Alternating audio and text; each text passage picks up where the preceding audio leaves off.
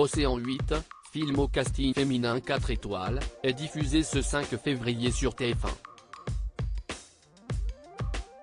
À cette occasion, retour sur le caméo manqué d'une star du cinéma.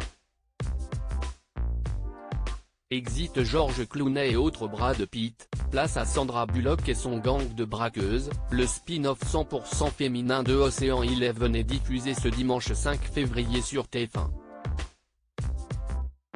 Intitulé Océan 8, CST en 2018 que le film emmené par Sandra Bullock dans la peau de Debbie Ocean, qui n'est autre que la sœur de Daniel Ocean, interprétée dans la trilogie originale par George Clooney, est sorti au cinéma.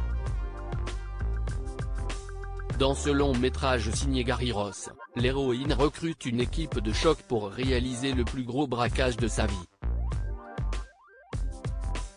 Le butin convoité est une rivière de diamants d'une valeur de 150 millions de dollars se trouvant au cou de la célèbre star Daphne Kluger. 2 caméos ont été coupés au montage aux côtés de Sandra Bullock. Nous retrouvons Cate Blanchett, Anne Hathaway, Rihanna ou encore Helena Bonham Carter.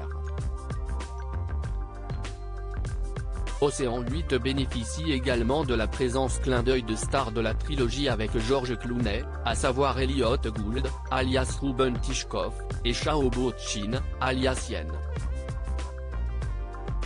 Un casting 5 étoiles pour ce long métrage qui aurait encore pu être meilleur.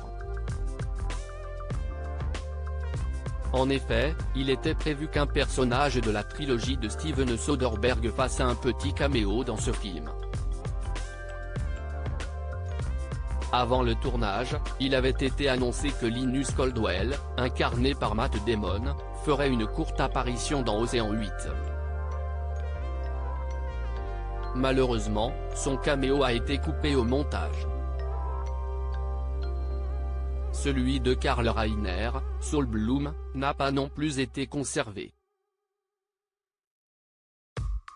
Matt Damon avait été la cible d'une pétition pour qu'il n'apparaisse pas dans le film. Gary Ross avait confié au Hollywood Reporter, choisir les caméos est un procédé éclectique qui consiste à voir s'il s'insère dans l'histoire et si le récit se déroule comme il faut. On pourrait en conclure que ce choix avait été purement narratif.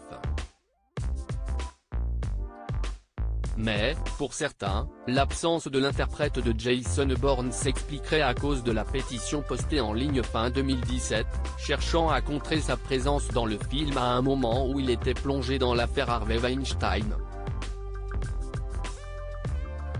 Le comédien avait en effet tenu des propos controversés au sujet du harcèlement. À lire aussi Océan 8, TF1, que vaut cet épisode 100% féminin de la saga ?